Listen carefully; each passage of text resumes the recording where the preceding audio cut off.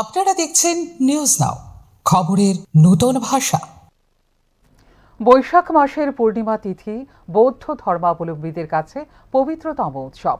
এমনই এক তিথিতে পৃথিবীর বুকে জন্মগ্রহণ করেছিলেন ভগবান বুদ্ধ। গোটা বিশ্ব এবং দেশের সাথে শুক্রবার রাজ্যেও এই দিনটিতে যথাযোগ্য মর্যাদায় পালিত হচ্ছে 2570তম বুদ্ধ জয়ন্তী উৎসব। শুক্রবার বৈশাখ মাসের পূর্ণিমা তিথিতে রাজ্য যথাযোগ্য মর্যাদায় অনুষ্ঠিত হচ্ছে বুদ্ধ পূর্ণিমা উৎসব।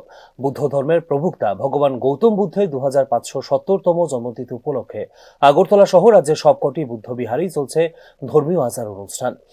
বুদ্ধ ধর্মাবলম্বী লোকজন সহ বিভিন্ন সম্প্রদায়ের লোকেরা বুদ্ধ বিহারে গিয়ে বুদ্ধ জয়ন্তী উৎসবে সামিল হচ্ছেন। আগরতলা বেনুবন বুদ্ধ বিহারে সকাল থেকেই বৌদ্ধ ধর্মাবলম্বীদের ভিড় লক্ষ্য করা যাচ্ছে। প্রভাত ফেরির পর ভগবান বুদ্ধের মূর্তির সামনে প্রদীপ প্রজ্বলন করে প্রার্থনা করছেন ধর্মপ্রাণরা। চলছে সংঘদান সহ বিভিন্ন আচার অনুষ্ঠান। বেনুবন বুদ্ধ বিহারে অধ্যক্ষ খেমাচারা ভান্তে বলেন, এই পবিত্র দিনে বিশ্ব শান্তির জন্য প্রার্থনা করা হয়েছে।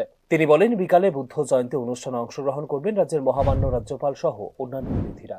আজকে আমরা বেনুবন বুদ্ধ বিহার পঞ্চবন আগরতলাতে 2570তম বুদ্ধ জয়ন্তী পালন করা হচ্ছে।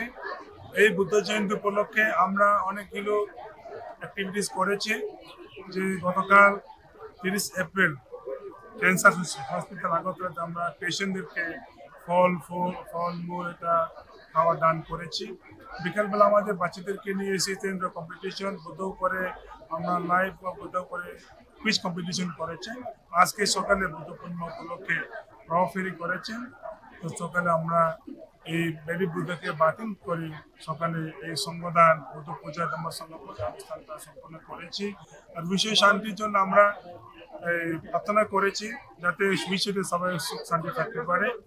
এই বুদ্ধ পূর্ণিমা উপলক্ষে আজকে আমাদের বিকালবেলা 4:30 থেকে মহামান্য রাজ্যপাল আসবেন এই প্রোগ্রামকে উপস্থিত করার জন্য এস এ চিফ গেস্ট। এবং আমাদের এই বেনুবন বুদ্ধ বিহার যে দান করেছি বিফোর ইন্ডিপেন্ডেন্ট মহারাজা যে গ্র্যান্ডসন আমাদের বলে বোবাগ্রা প্রদীপ কৃষ্ণমানিকে আসবেন।